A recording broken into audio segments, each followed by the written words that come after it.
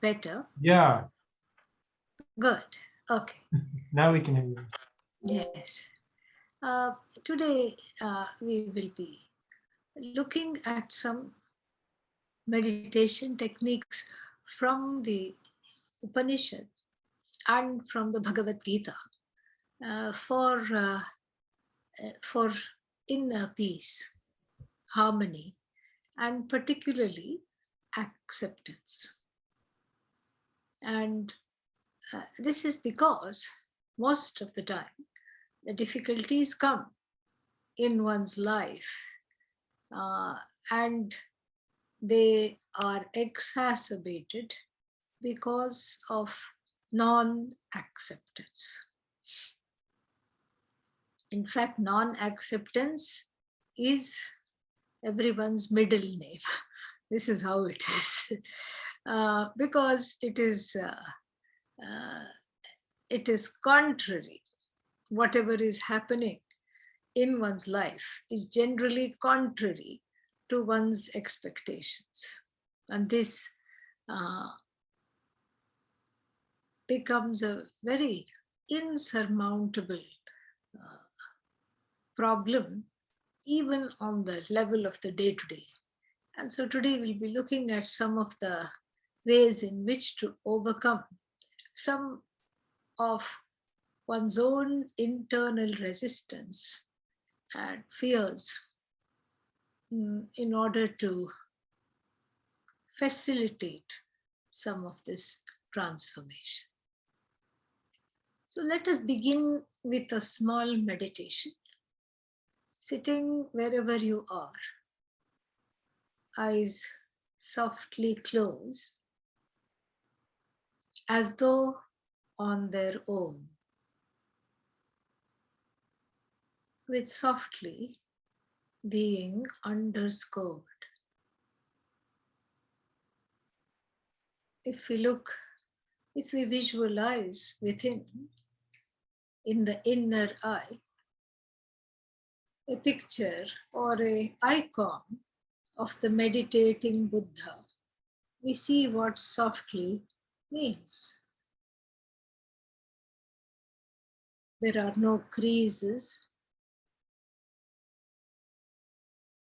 The brow is not furrowed.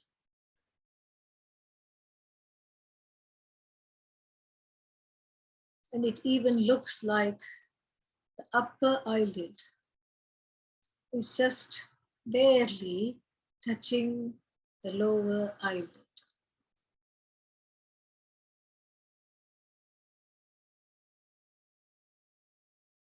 You can practice this once again.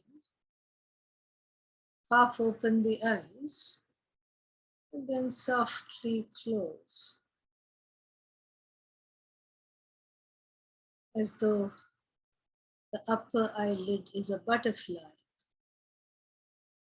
landing on the lower eyelid, which is a flower.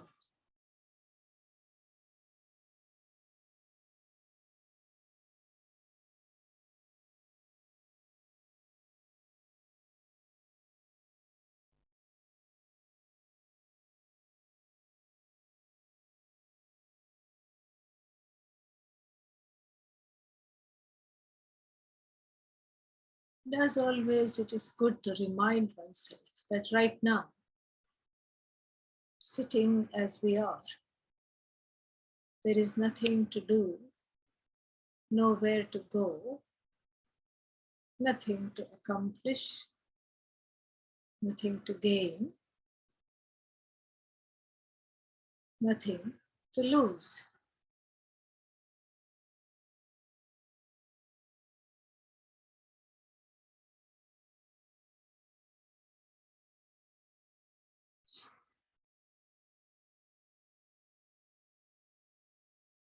We then pay attention to the posture. The head, neck, and back are in a single straight line.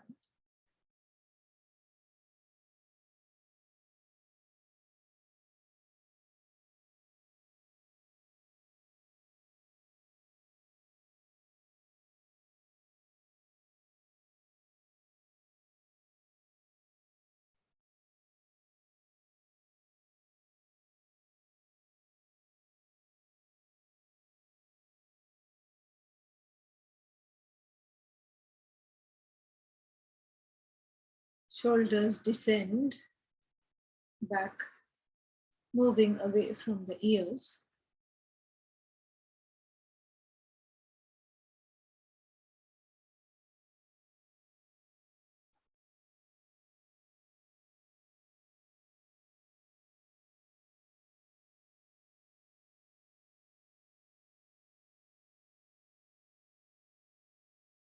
And the breathing is natural, soft.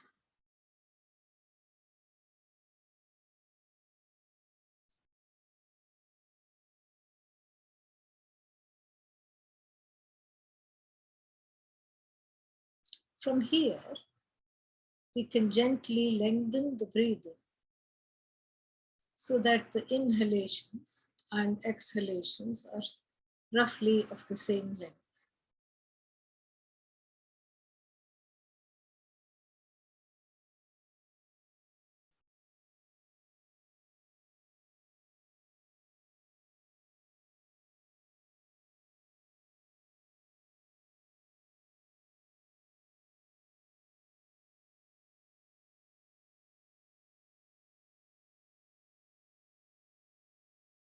If it helps, you can count or simply breathe silently.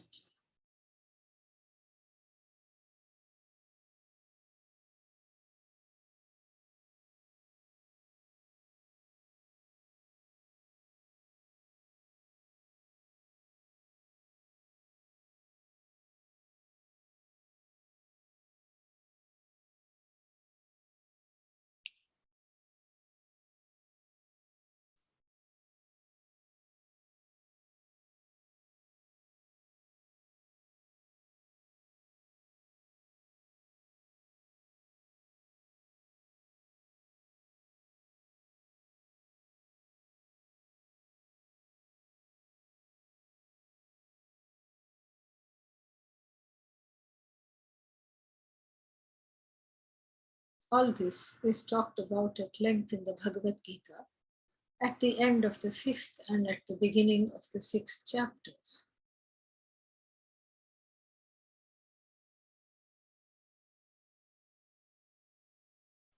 Samam Kaya Shiro Grivam.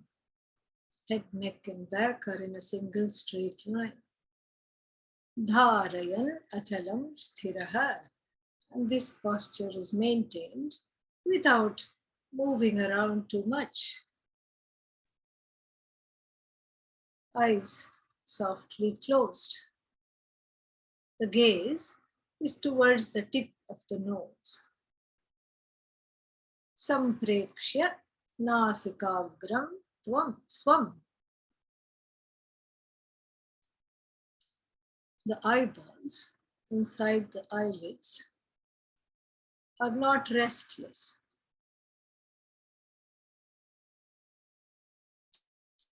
and darting about behind the closed eyes. Dishascha anavalokayan. Pranapanau samau kritva. Stabilizing the respiration.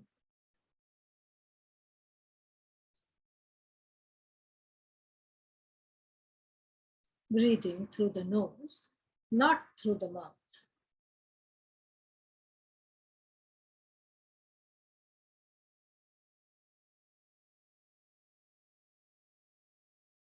These are the preparatory steps, because without the preparatory steps, it is difficult to go within or inwards.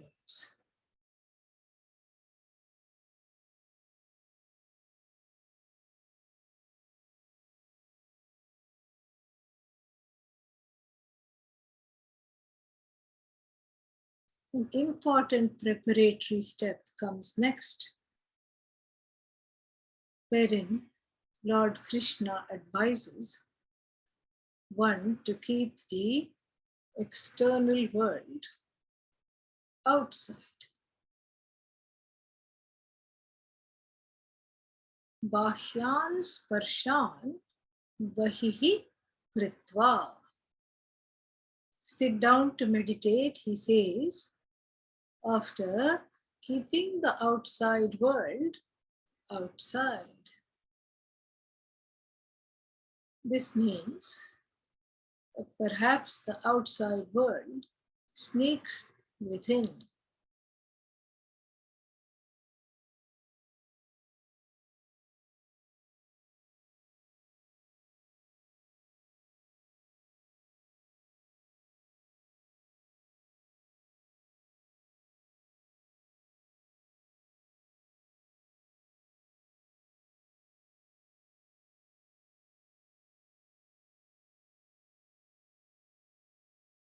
How to keep outside what is already outside is an interesting question.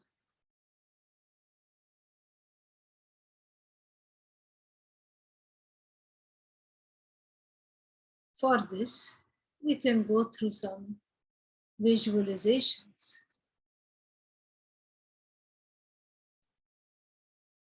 Common things that we have already seen.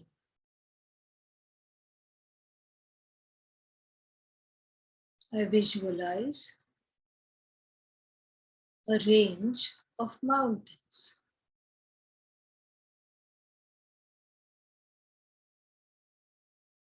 Now, in relation to these mountains, I am a free person because I don't want the mountains to be taller or shorter or of a different shape. I'm happy however they are.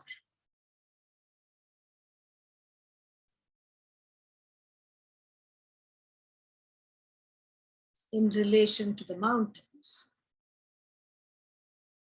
I am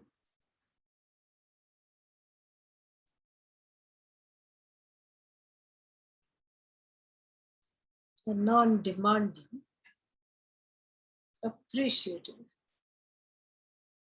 contented person, objective. This is how the mountain is. Mountains are. In other words, there is no problem accepting the mountains as they are. Whenever I do this, appreciation comes naturally.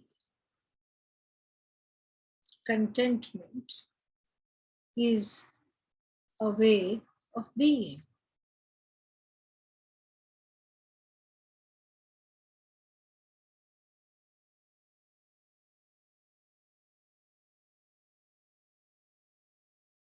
Next, I visualize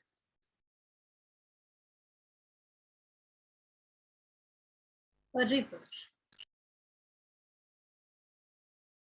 Again, in connection to the river, I'm objective, appreciative, non-demanding, contented.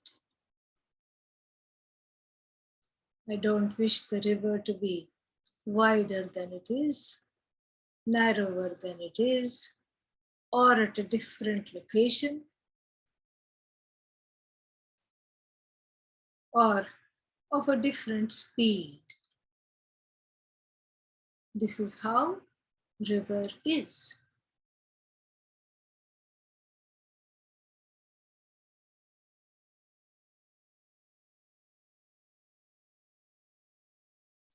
Now I visualize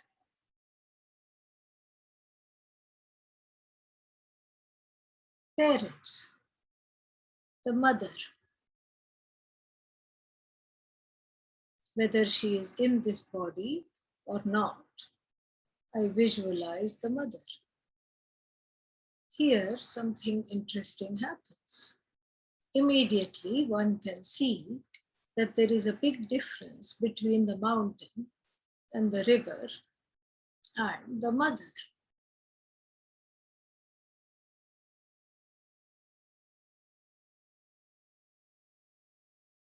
the river, the mountain, or objects outside. The mother is outside as an objective person with her own personality, history, karmic trajectory, etc. But the mother is also, so to speak, inside, internal, rather internalized.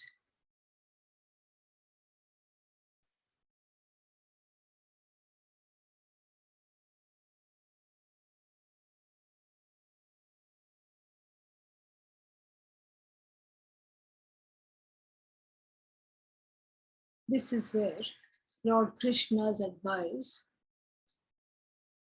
comes to the rescue. The mother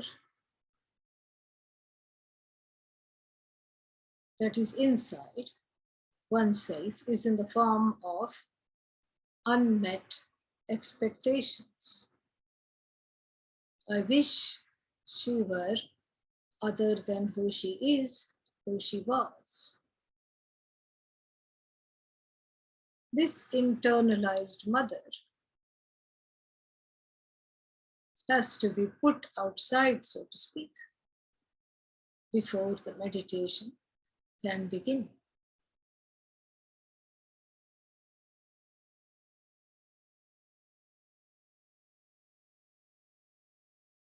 How does one do that? I visualize the mother and acknowledge this is how she is or she was in my perception.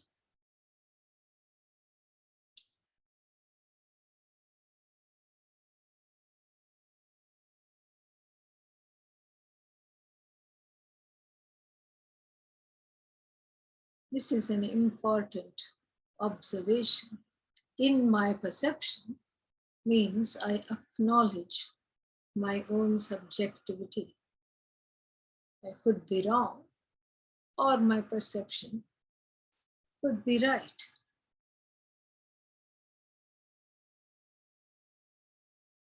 Retaining the love and the caring for the mother, I grant her the freedom to be who she is, who she was, completely.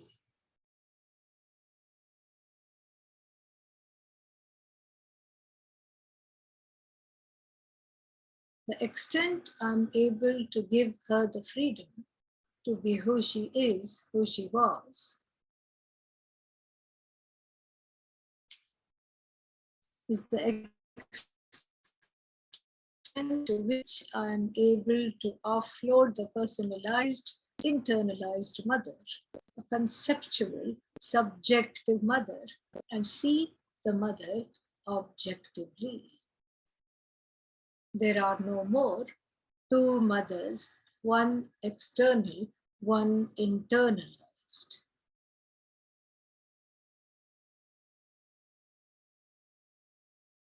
So therefore, visualize the mother, grant her the freedom to be who she was, who she is.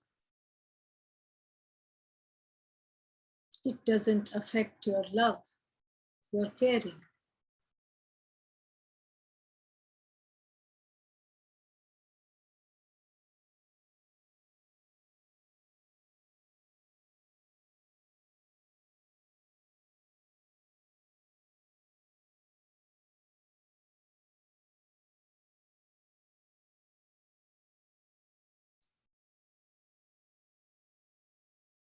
Om Namaha, Om Namaha, Om Namaha, Om.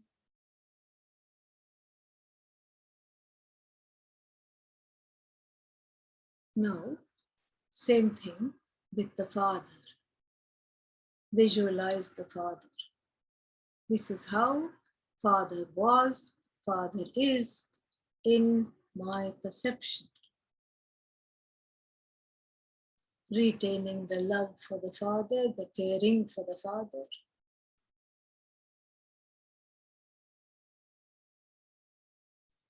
Take the time to grant him the freedom to be who he was, who he is in your own perception.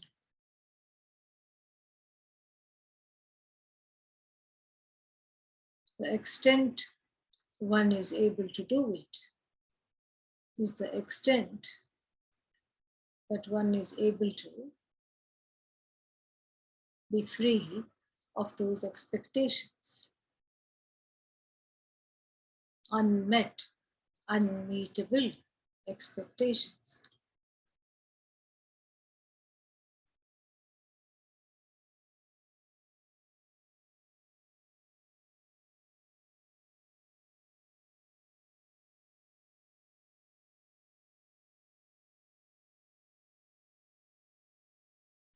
The subjective Father, internalized in the form of disappointment, anger, fear, etc., is no longer there.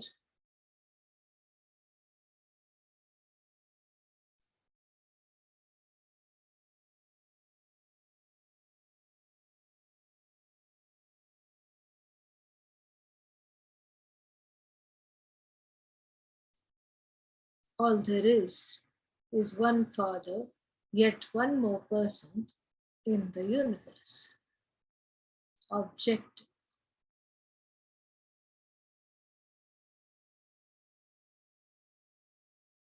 Om Namaha, Om Namaha, Om Namaha. We'll do this one more time. On your own, you can do this with regard to someone in your life currently. Spouse, child, friend, significant other, etc. Visualize the person.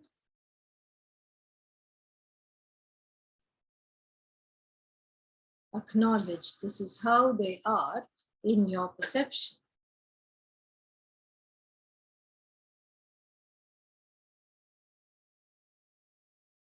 Take the time to grant them the freedom to be who they are.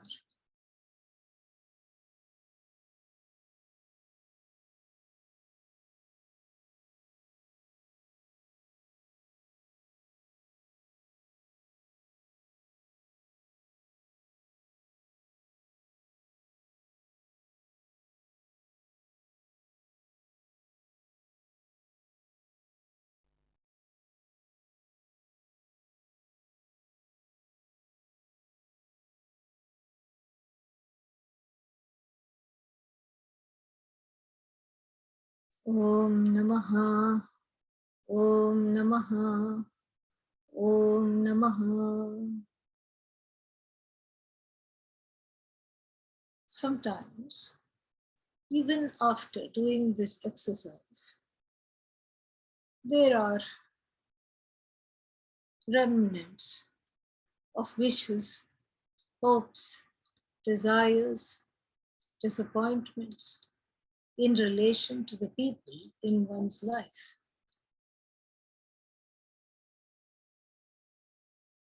So now we take those expectations and lay them on the altar. That is the infinite Bhagavan, the absolute Bhagavan, the infallible Bhagavan.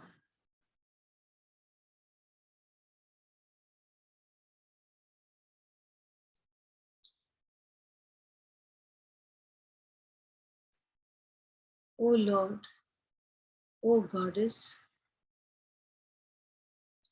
I lay these unmet needs, expectations at your feet.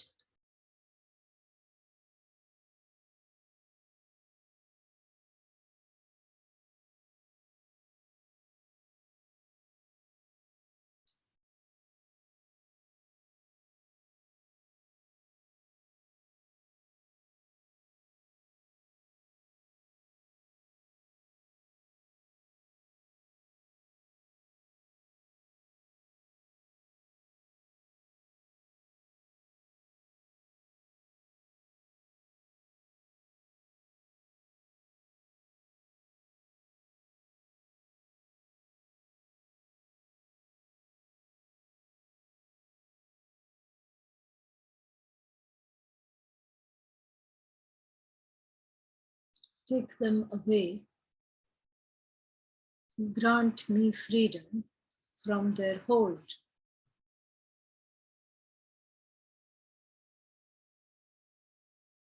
Help me to see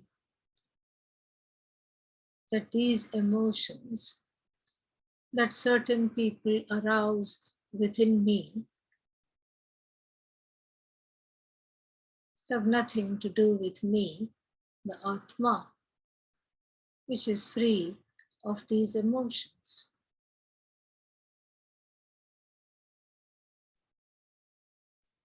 I release them to you,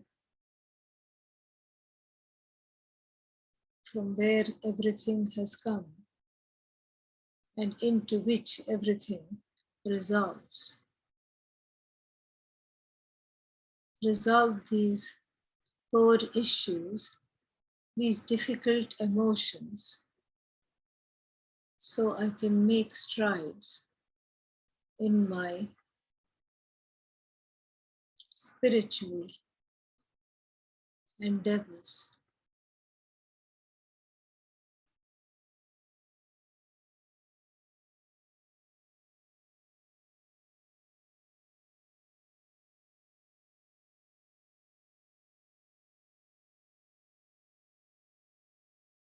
Om Shanti Shanti Shanti. When you're ready, open your eyes slowly and come back here for a bit so we can have some time discussing what went on just now. After all, this is an interactive thing. So let us see if you have any questions, thoughts, any clarifications needed, or anything you wish to share about what all we did just now.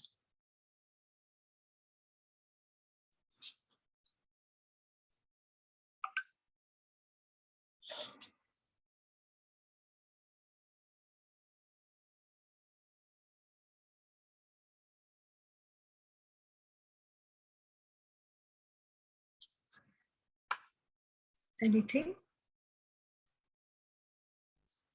Anything you want to share? Because we have put this as a workshop, which means that it is more of a back and forth. So whenever there is a good place to stop, I will stop and then take questions, take your thoughts, take some, if you want to share your experiences, you can unmute yourself or you can write in the chat box.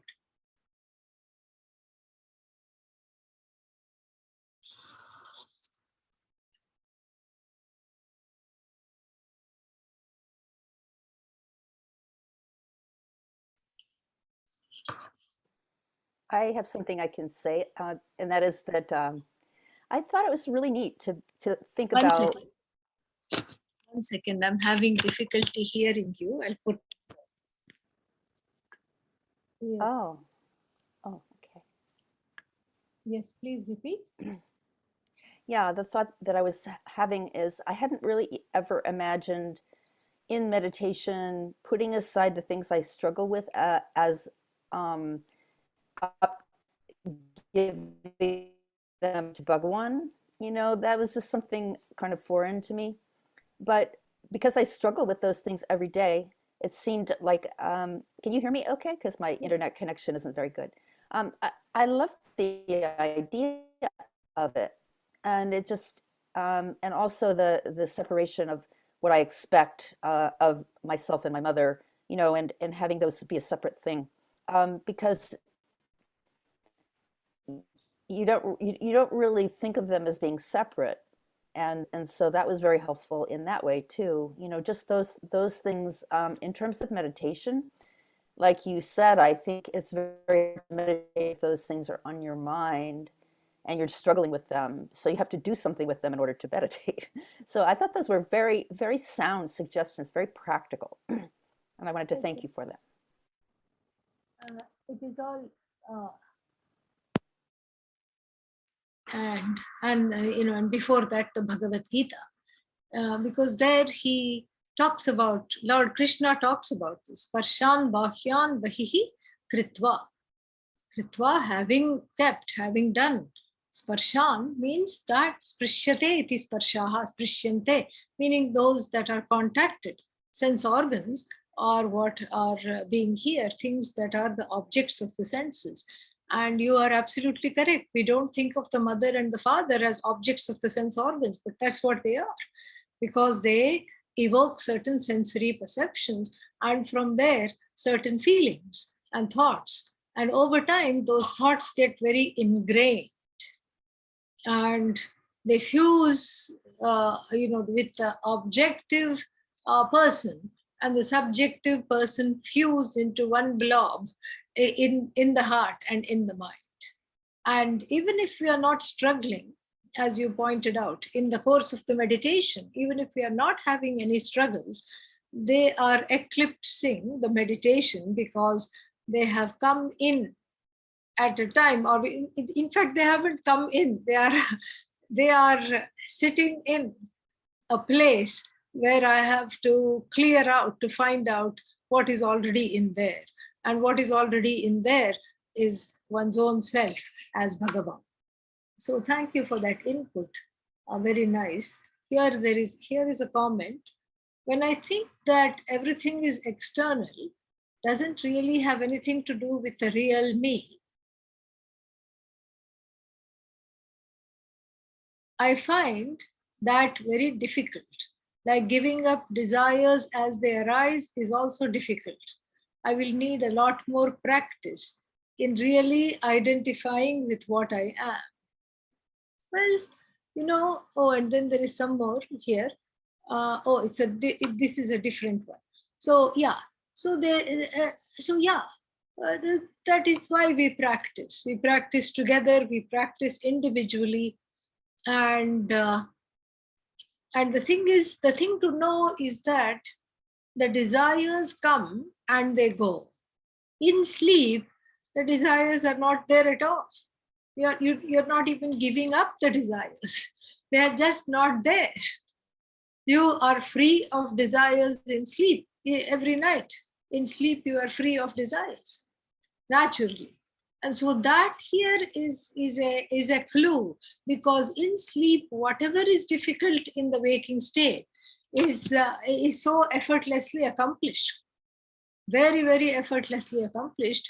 And so that shows that there is a point here, and this point is that there is a you that is there, that is objective, free of impressions, free of pains, sorrows, etc., fears, and free of non-acceptance.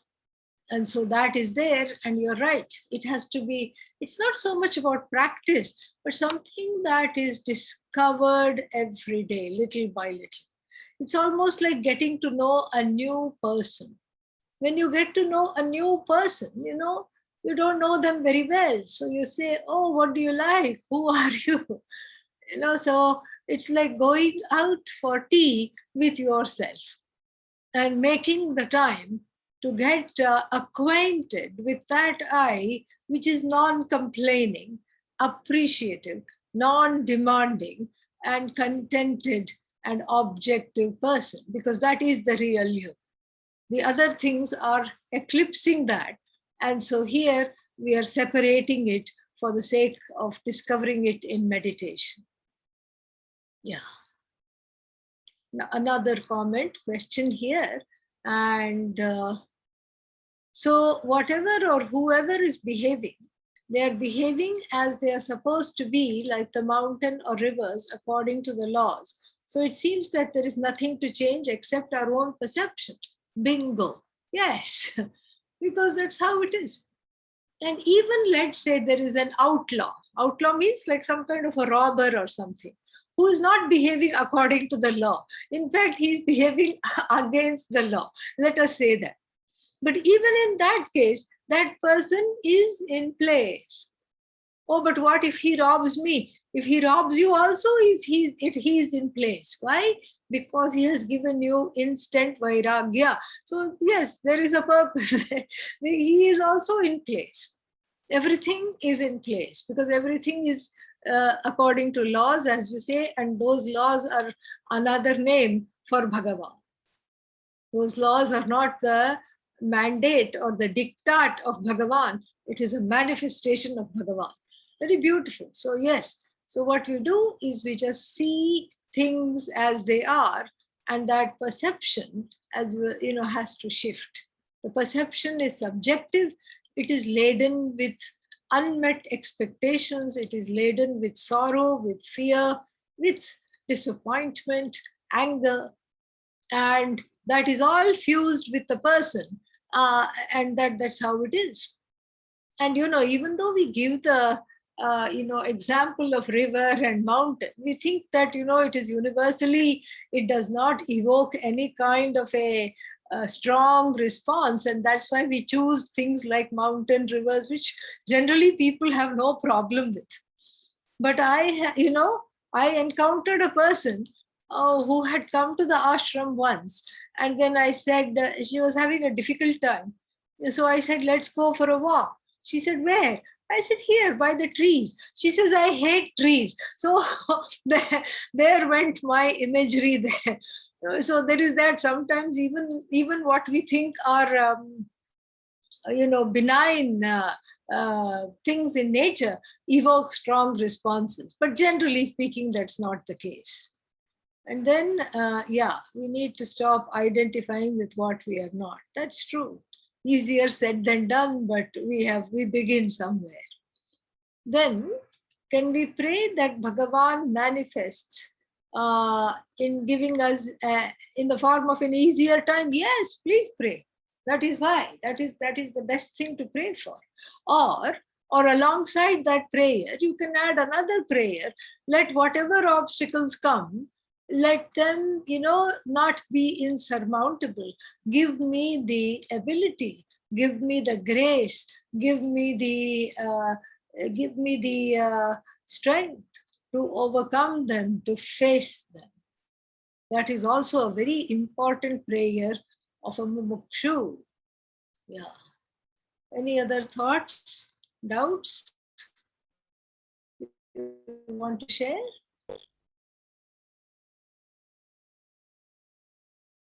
Okay, let's go on with another module. If that's the case, if this is a good point to start a little more meditation again in the same vein, let us do that. Come back to the position, head, neck and back in a single straight line. Let the eyes softly close.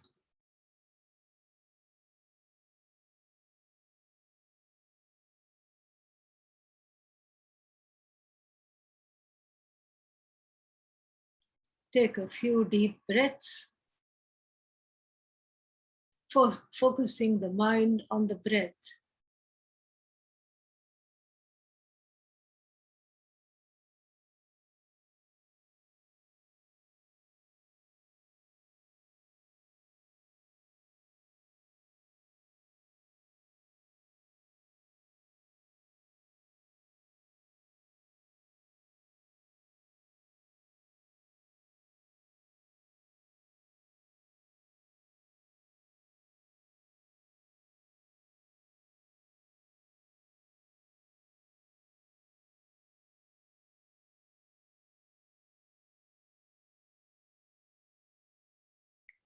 Let us pay attention to the body and ask the very important question, is this body external or internal?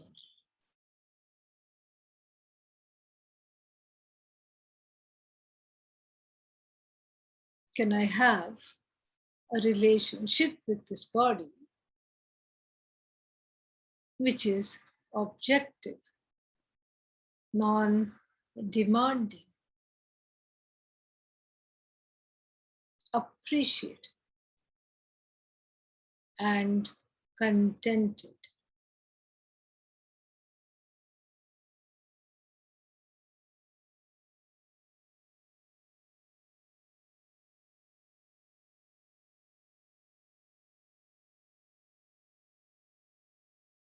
We do the same thing that we have been doing so far.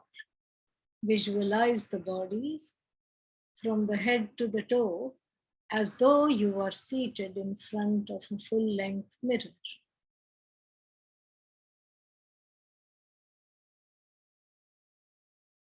Acknowledge that this is how the body is in your perception. This is how the body is in my perception. My perception may be right, it need not be right.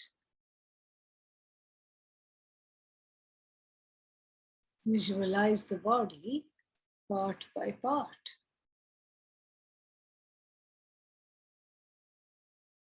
Just visualize head, neck, shoulders.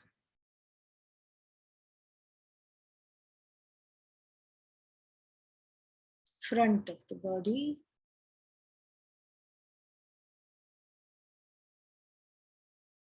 front of the torso, back of the torso, right arm,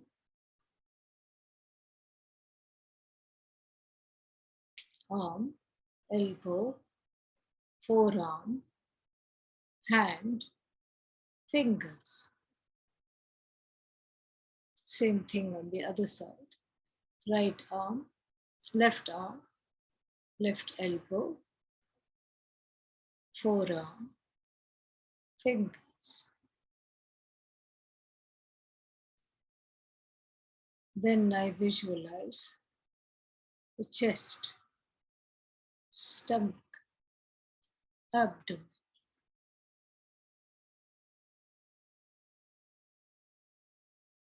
They rise and fall with the breathing.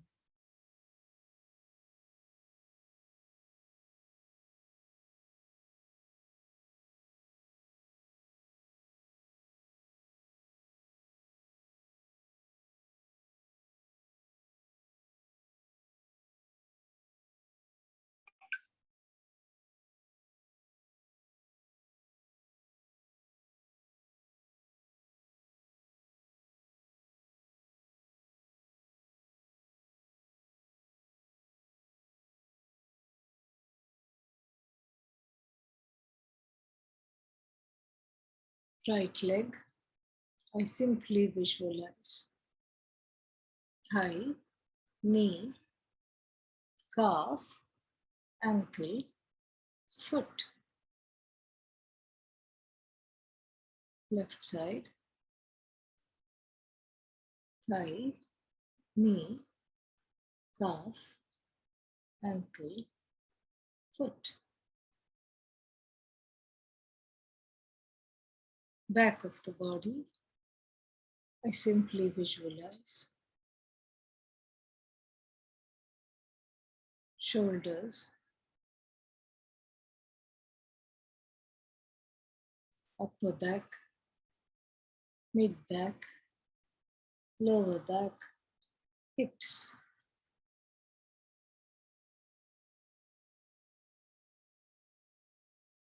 This is how this body is. And looking deeply, I can see that there are numerous things about this body that I cannot change. Height, general weight, color of skin, the original color of the hair.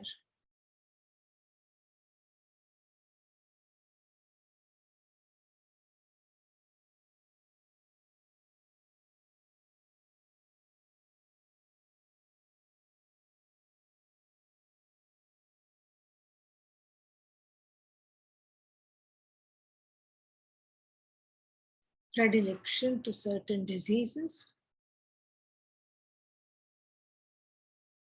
blood group, so many things about this body I cannot change.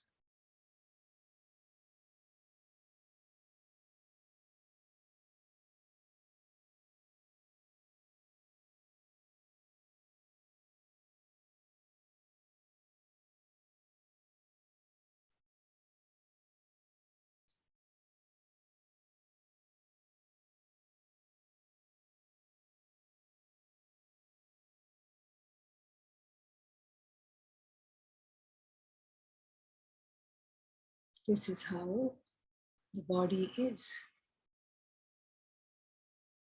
Let me now take the time,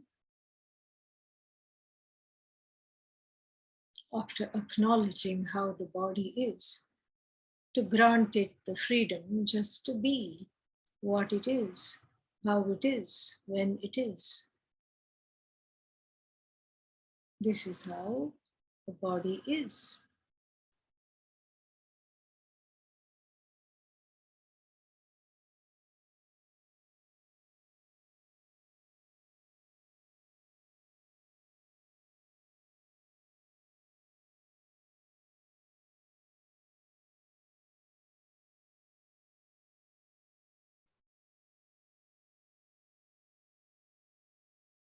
Moving now to visualize, to watch the mind.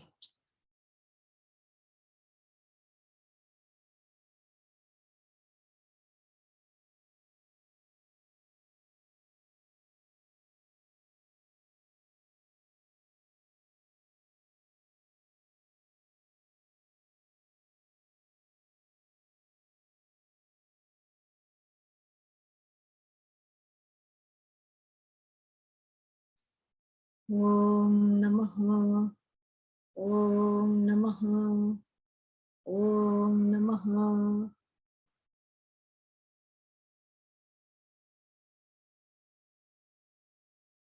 The thoughts in the mind come and go like the mantra.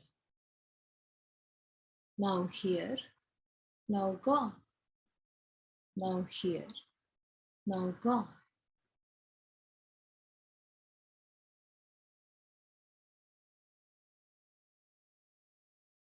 That which comes and goes is called Sakshya, the object of my perception. My body is an object of my perception, my mind an object of my perception, my senses objects of my perception.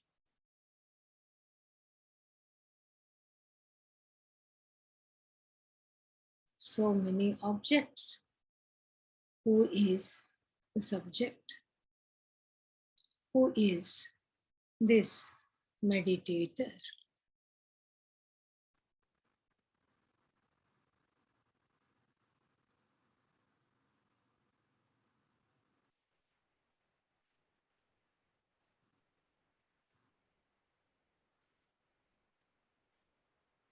Dhyata kaha. Who is this meditator?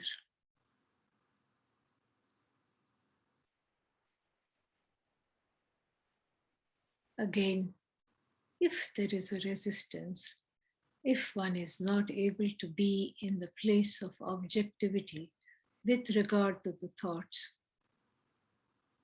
take recourse to prayer.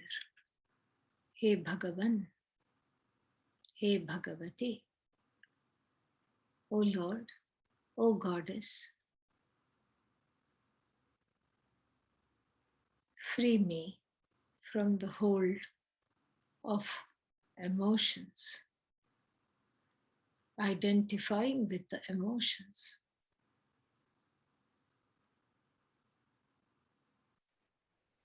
Let me be vigilant. Let me have the ability to embrace the things that I cannot change,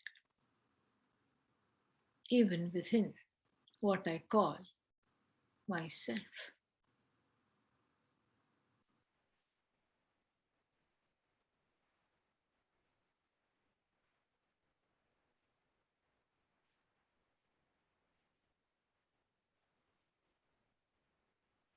help me to let go of difficult emotions,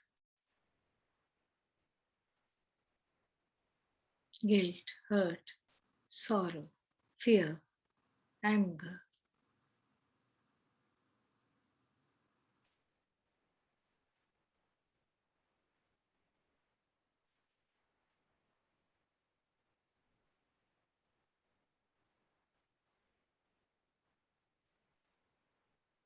Om Namaha, Om Namaha, Om Namaha, Om. Once again, let us open the eyes and then reconvene here to see if we have any questions, anything to discuss, etc.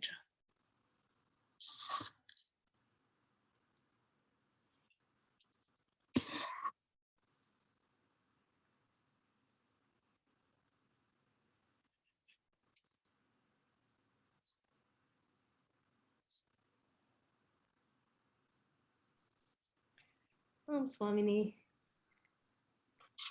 Yes, One- that one- was 1 second, let me turn on this.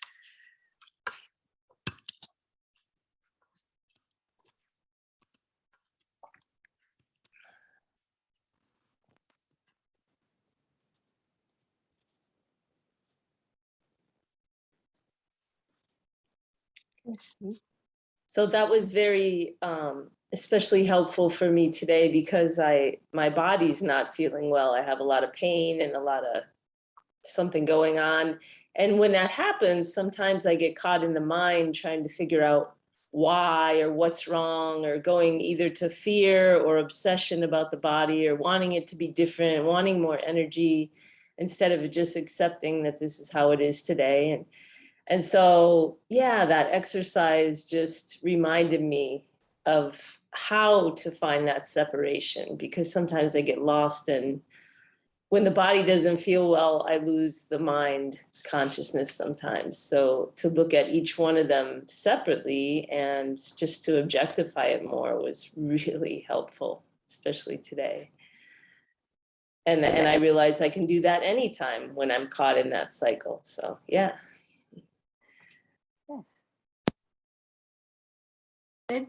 And thank you for sharing that, because there is, there is that mix-up.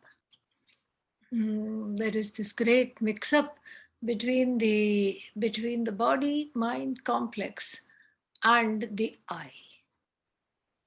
So sometimes one identifies with the physical body, like when one says, I am thin, I am fat, I have put on weight. Somebody, if they say that, then that means they are only talking about themselves, identified with the body. Or sometimes one says, I'm sad. That means that they are talking about the state of the mind, which has sneaked in to the concept of the I. I'm sad, I'm restless. These are states of the mind.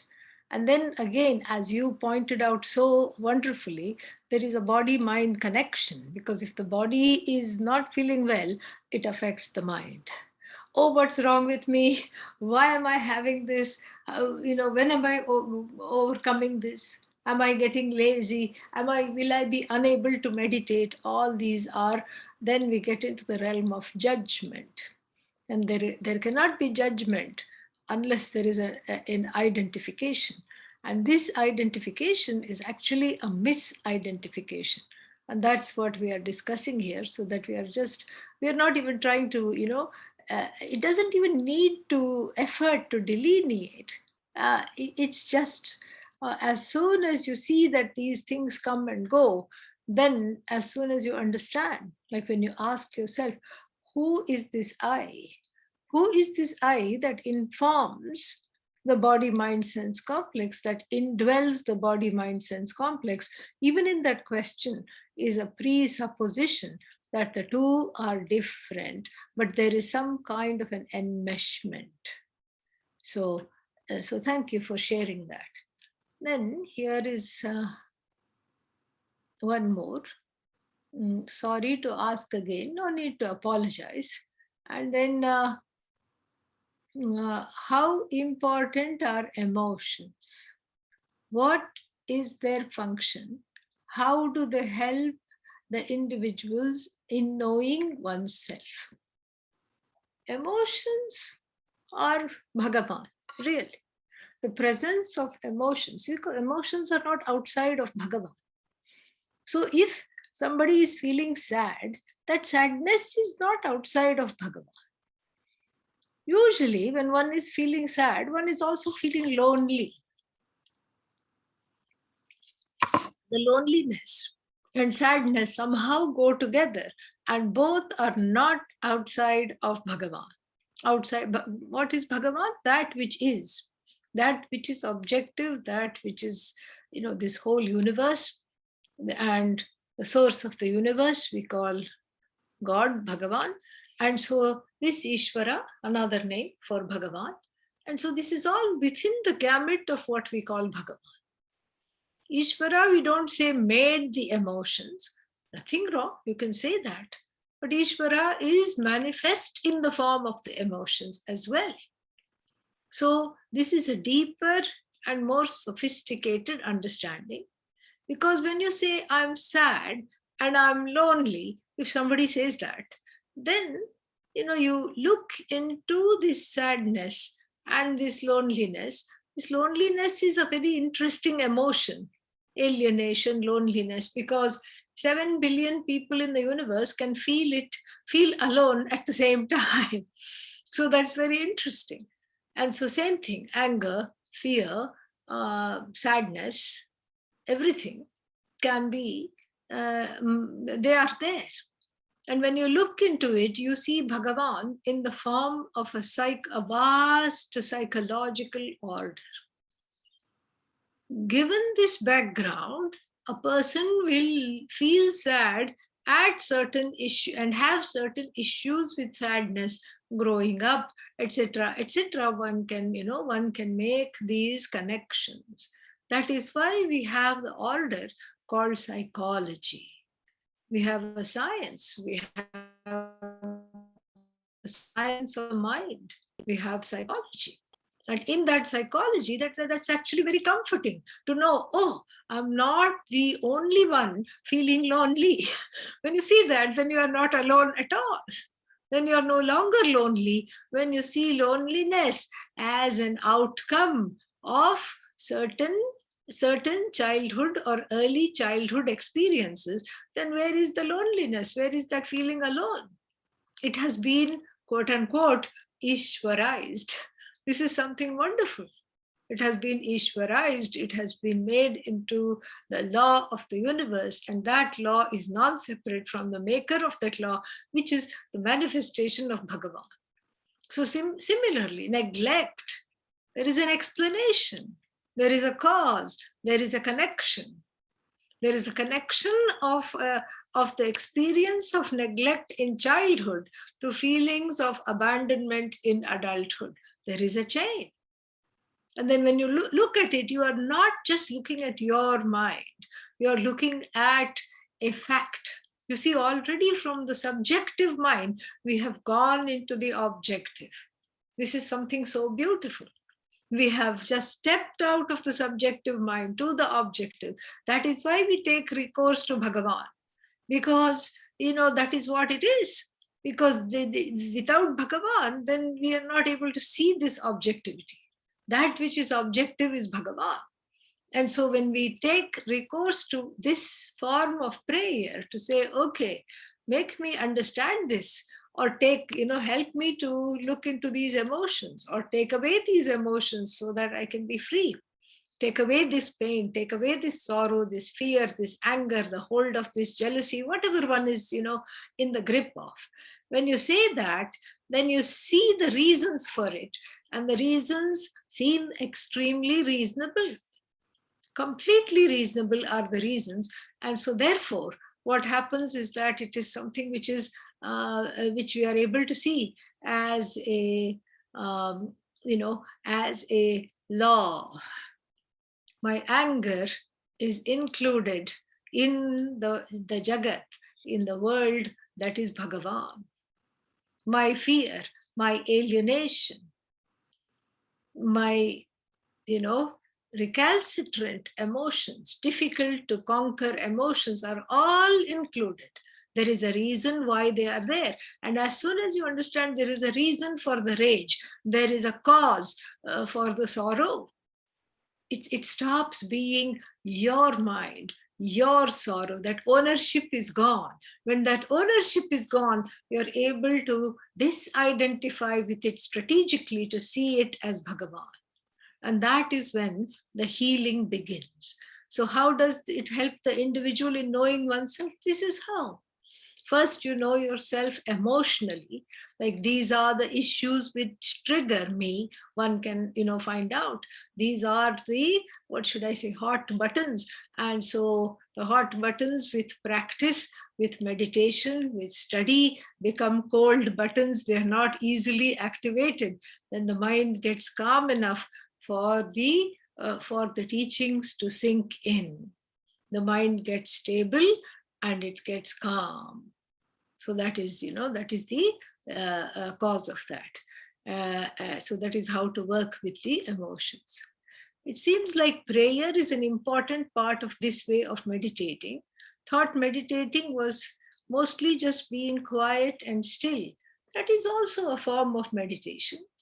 But here, when we talk, that is more of a contemplation. Nididhyasana is the Sanskrit word, contemplation. Now, whereas this one is more of a meditation, and we make a difference between the two. The definition of meditation is Saguna Brahma Vishaye Manasa Vyapara. Manasa Vyapara, mental activity. Mental activity for whom, for which the topic is Sagunam Brahma, Ishvara, Bhagavan. So Bhagavan really features in meditation, because without Bhagavan there is no meditation, because we repeat mantra Om Namah Shivaya, that is also Bhagavan, and so it is relating to Bhagavan. Just like a tree relates to the forest, even though it knows it's with the forest, but if a tree were to meditate upon the forest, the tree would, look at itself and, visualize itself being part of the forest. So it's like that. So the individual relates to the total, and that is, that is what this meditation is. So the contemplation that you are talking about is also a kind of a meditation, you can say, and that contemplation has to do with quieting the mind, all right, and reveling in the glory of who one is, definitely. Then, what is a good length of time for a meditation? And why does the mind feel more comfortable running around in the waking state? Because that's its job. Mind is supposed to run around. That's why to Lord Krishna, Arjuna says, you asked me to still the mind and you're asking me to mind the mind, but my mind is all over the place. It's easier to catch hold of the wind and bring the wind to you, oh Lord, than to bring a fistful of wind to you, rather than to meditate, rather than to mind the mind. And so this is very important. So it is that's why the mind's job is to move. If the nature of the mind were to be still, then the world would be a very dull place. Like, for example, if the mind is not moving fast, very quickly, then you are unable to perceive motion. You wouldn't be able to perceive the motion of this hand going across the screen. You wouldn't be able to do that at all. Why? Because you are able to appreciate motion, because the mind is able to just convey those impressions. The mind is able to run along with the, along with the deer, in the forest. It's able to hop with the bunnies. It's able to perceive so many, things. It's able to perceive the motion and bring that back in almost real time. That is why the mind runs around. However, the mind can be caught, so to speak, within quotes. The mind can be caught, and the quote unquote catching the mind is something that is done, which is through abhyasa, practice, and vairagya, letting go. These are the two. These are the two things: abhyasa, vairagya. So you keep practicing what? Letting go. You practice letting go, just like we did in the last two segments. You let go of expectations connected to the parents and other people in one's life. You let go of the expectations connected to the body. You let go of the expectations connected to the mind. And so that is what one does. And so what is a good length of time? I would say in the beginning, start small. Maybe just for 1 minute, sit. Keep a timer. And just say Om Namah Shivaya and focus on that. And then, if when one has mastered that, you go to 1.5 minutes, 2 minutes, and then 1 minute 2 times a day, 1 minute 3 times a day. This way, you slowly, gradually extend. So what is a good length of time? We can say about a mandala is about 48 minutes. So if you are able to do anything for 48 minutes, you have what is called a siddhi, japa siddhi, success, a kind of a conquering of the meditation itself. So you can say half an hour, 48 minutes, something like that. That is the prescribed length. But don't look at that. First, be comfortable with whatever you're doing, because there is no use sitting for 48 minutes fighting with the mind and fighting with every fiber of your being and being miserable. You don't need to sit in and close your eyes in order to meditate and be miserable. You can be miserable without that. So without doing that, in fact, you're more miserable this way. So therefore, that's not the point. The point here is that the quality wins over the quantity of time that one spends. So focus on quality. Start in small increments, small little blocks of time, 5 minutes, 1 minute, 2 minutes, and then you do it regularly. And then you yourself will crave for longer. And then you will not know when time has gone, because it becomes an enjoyable activity rather than a chore.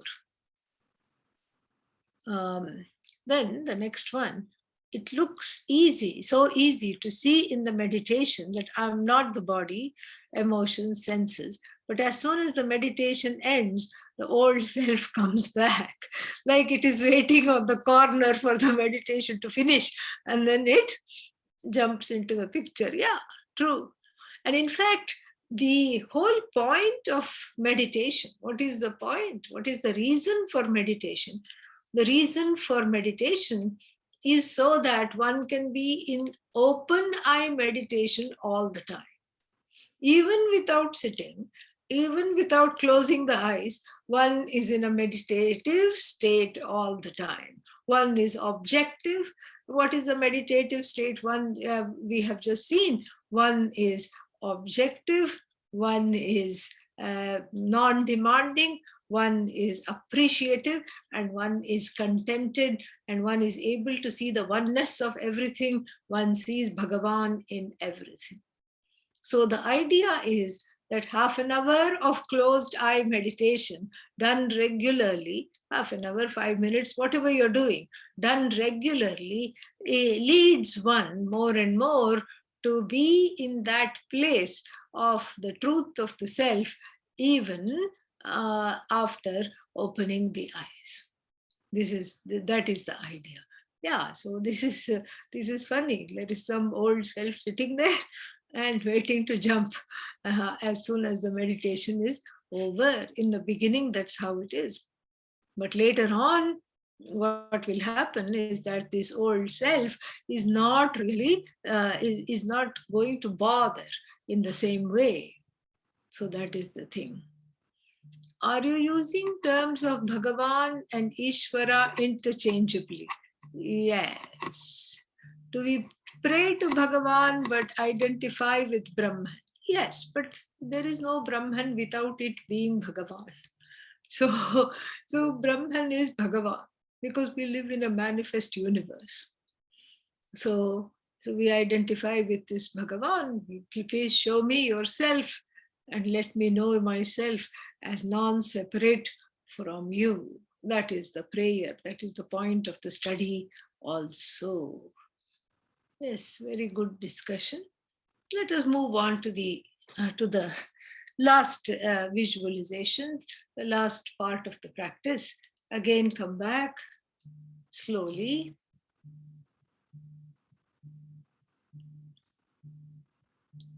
Close the eyes softly.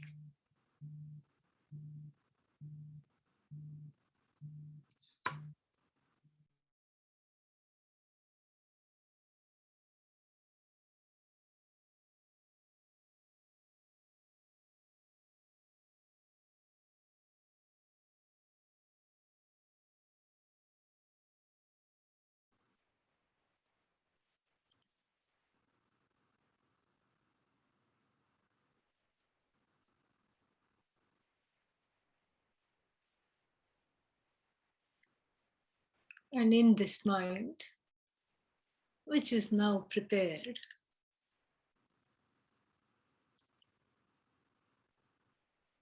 we will place a mantra.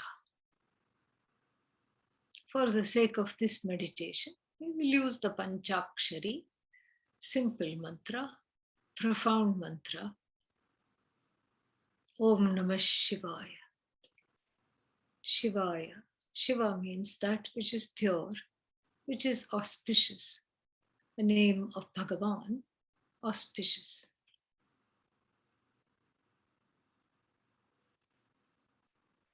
Namaha, a term for surrender.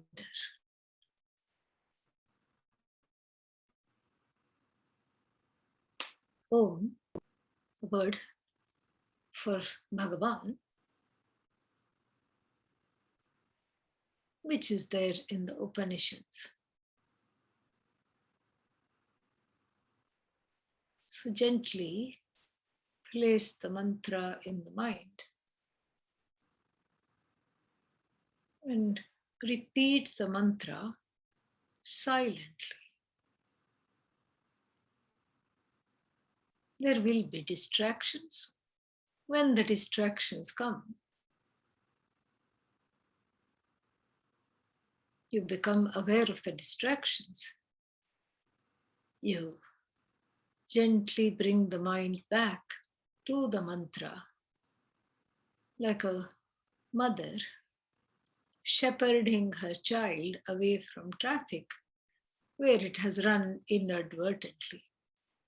With that same love, without judgment, you bring the mind back to the mantra as many times as it takes. You can begin chanting softly now.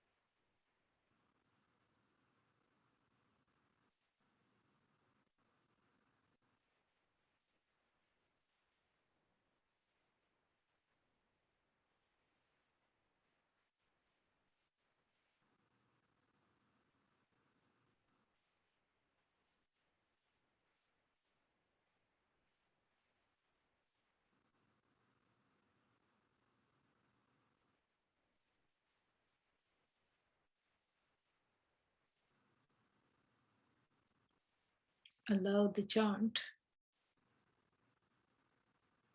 to stop for a bit. Watch the spaces between the chants as I chant, and pick up the chant as soon as I stop.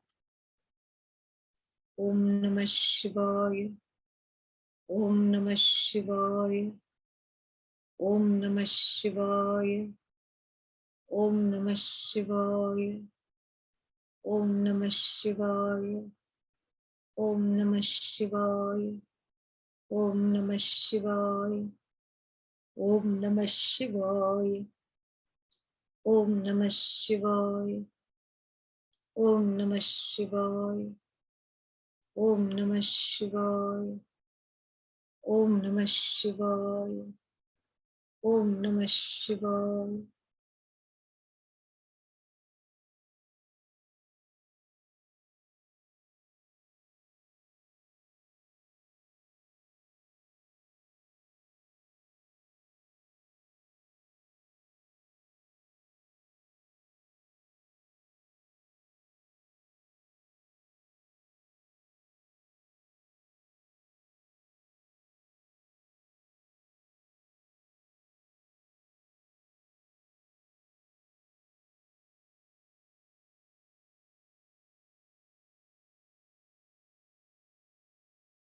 One more time, allow the chant to drop. Closely watch the spaces between the chants as I chant. Pick up the chant as soon as I stop. Om Namah Shivaya, Om Namah Shivaya, Om Namah Shivaya, Om Namah Shivaya, Om Namah Shivaya, Om Namah Shivaya, Om Namah Shivaya, Om Namah Shivaya, Om Namah Shivaya, Om Namah Shivaya, Om Namah Shivaya, Om Namah Shivaya, Om Namah Shivaya, Om Namah Shivaya, Om Namah Shivaya.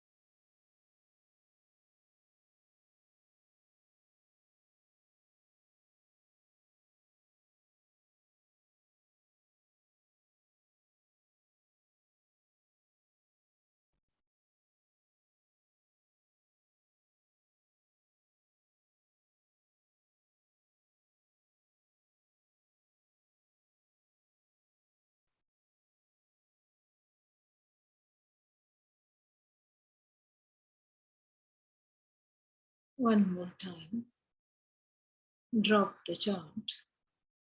Listen to the spaces between the chants as I chant, and then pick up the chant. Om Namah Shivaya, Om Namah Shivaya, Om Namah Shivaya, Om Namah Shivaya, Om Namah Shivaya, Om Namah Shivaya, Om Namah Shivaya, Om Namah Shivaya, Om Namah Shivaya, Om Namah Shivaya, Om Namah Shivaya, Om Namah Shivaya, Om Namah Shivaya.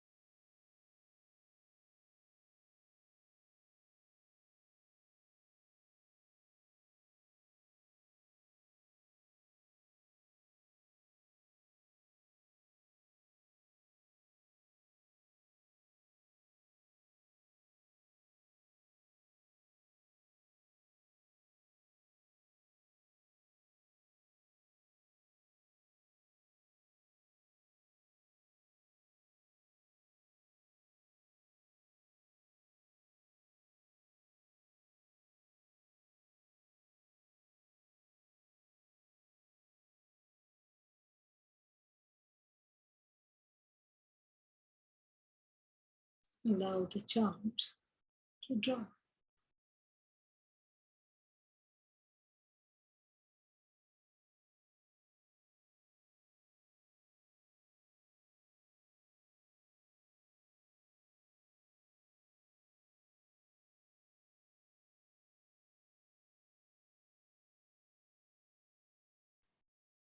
The chant.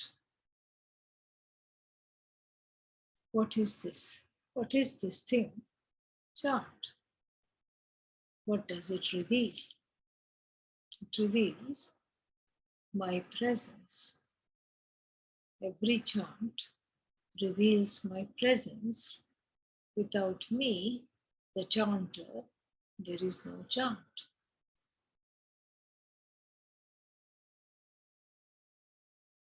Something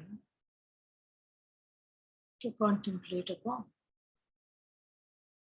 What about the spaces between one Om Namah Shivaya and the next Om Namah Shivaya? What does that space, that silence, reveal? That silence also reveals me. I, as awareness, as in I am aware of this silence. And I am aware of the chant. Chant is nothing but awareness, consciousness.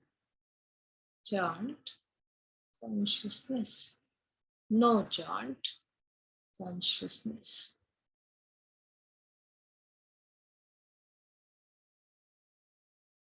Chant, the whole Ishvara along with the Jagat, the universe. No chant, Ishvara in laya, in repose.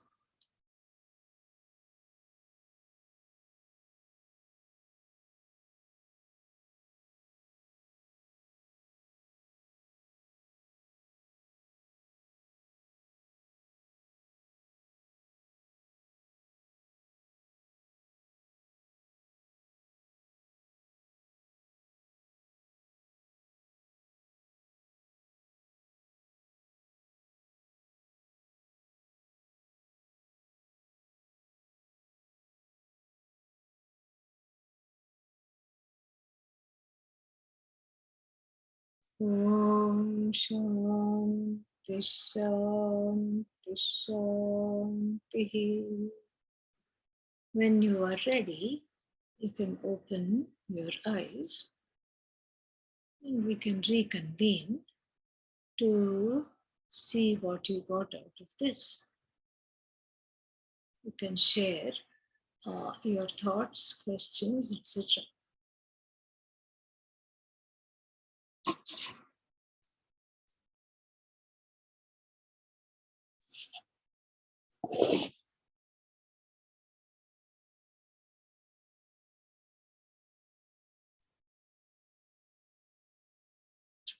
What happened here for you? What do you make of it?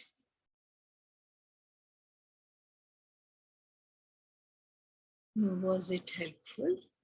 If yes, how? If not, why not?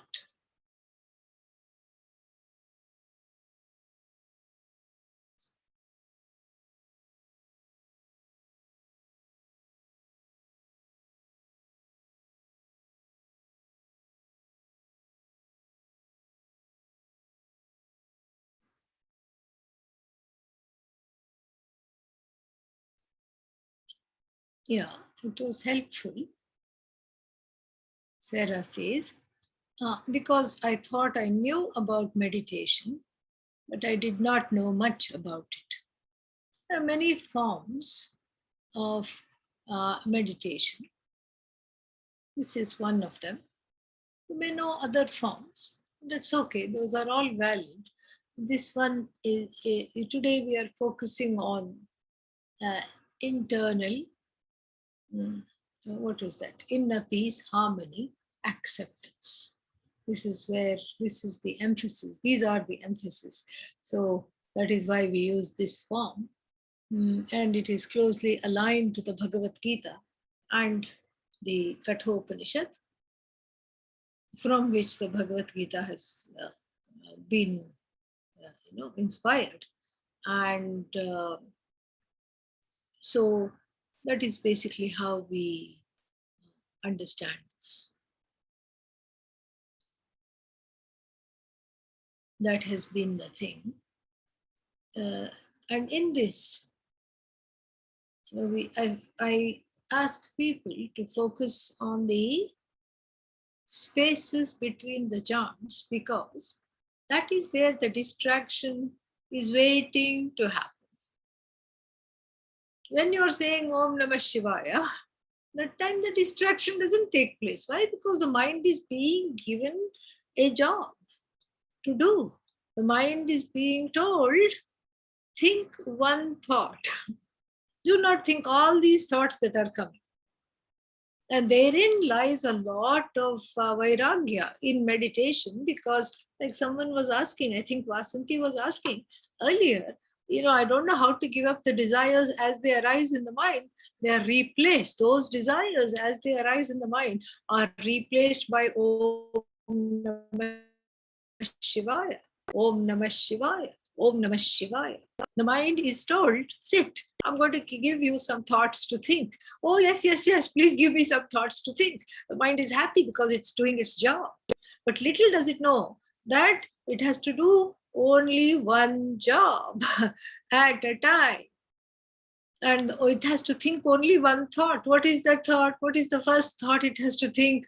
Om Namah Shivaya. What is the second thought that comes? Om Namah Shivaya. What is the third thought? Om Namah Shivaya. What is the fourth thought? Well, is anything happening? How long have I been meditating? So you see, those thoughts came. Om Namah Shivaya, gone. And this is called Vikshepa. This is called Vikshepa. Vikshepa means a diversion, a distraction.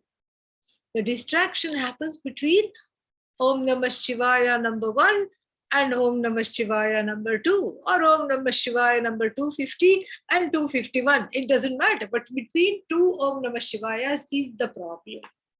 That is why we do a kind of this is like a negative meditation in negative. And what is that? You don't focus on the chant will come. The mind knows that this is what it has to do. You focus on this, you put your attention on the space between the chants. And then what happens, very interesting, what happens is that the distractions get fewer and the focus is better. The first thing that happens. The second thing that happens is this: in the meditation, I ask the question, what is the chant? Can there be a chant without the chanter? No. Who is the chanter? You. Who is the chant? None separate from you. But the chanter is consciousness. And chant is consciousness, awareness. Then what about the spaces between the two chants? Let us call that space no chant. No chant is also consciousness, because I am aware that in between one Om Namah Shivaya and another Om Namah Shivaya, there is nothing. I am aware of that nothing. Really speaking, there is no nothing, because I am aware of that space. That awareness is me, manifest in the form of this space. And so that no chant also points to consciousness. No chant is sustained by consciousness. Chant is sustained by consciousness. No chant non-separate from consciousness. Chant non-separate from consciousness. Chanter non-separate from consciousness. That which is the chant or the chanted non-separate from consciousness. It's all just this one. And that is why we do it this way. So that was the thinking behind it. I thought it's important to explain that a little bit. I found it useful because for a while there was no agitation. It was quiet and nice, with the mind looking at itself. I was able to focus the mind much better when you switch between the chanting and the focus on the space, and then myself chanting it. Sometimes I do japa, but wind up thinking about other things at the same time. Yeah, that is what happens. Here it is gently bringing the mind back. If silence feels more comfortable than the chant, what is it indicating? Nothing in particular. It's simply indicating that you are comfortable with silence. That's all. Nothing wrong. Because that silence is you, but that doesn't mean that whenever you talk, it is not you and it is somebody else talking. The talk is also you as awareness. But the silence has a little bit of a resonance with a deep yearning to be quiet. Because you see, the whole day one has spent running around. Yeah, chant is Bhagavan, no chant is Bhagavan, and that Bhagavan is you. But then that Bhagavan during the course of the day, pretending to be the waker, masquerading as the waker, runs around doing lots of things in the company of lots and lots of people and all these things. And then so the mind is jumping up and down, and so the silence is comfortable. Because that silence is something that is yearned for. Yeah, that is something that is wanted. That is something desired. Any other questions, thoughts? Hari Om, Swami. One second. Hold on.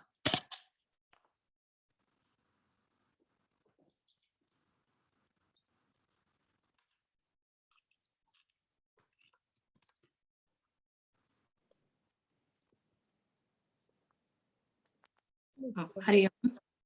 Can you hear me? Yes. Yeah, the question is, it's so comfortable when we do guided meditation, when somebody is guiding, when we listen to it. When is the right time to do on our own, or is it better to just do guided? Lakshmi, I think that, the question was, guided meditation feels much more comfortable and nice. So is there a time to do, when do we do the guided meditation, and can we do this on our own with the same efficacy? The thing is, Lakshmi, I would say that the guided meditation is very helpful for in the beginning, one can say, or for a long time, until one gets familiar with the meditator. Who this meditator is, that with that meditator one gets comfortable. And as one gets to know the meditator, then the guided meditation, you even without being guided, you will be internally guided to meditate. So, but until then, there is no harm in taking help, in taking taking assistance. Just like until the child learns to walk, it uses a prop, it crawls, it holds the hand. And once it begins to run, it doesn't need to hold the hand. That is what will happen. That is the natural course. But as long as is needed, one can use the guidance. Nothing wrong in that. Thank you. Any other thoughts, questions? Okay, we will close here, and we will just do the closing prayer.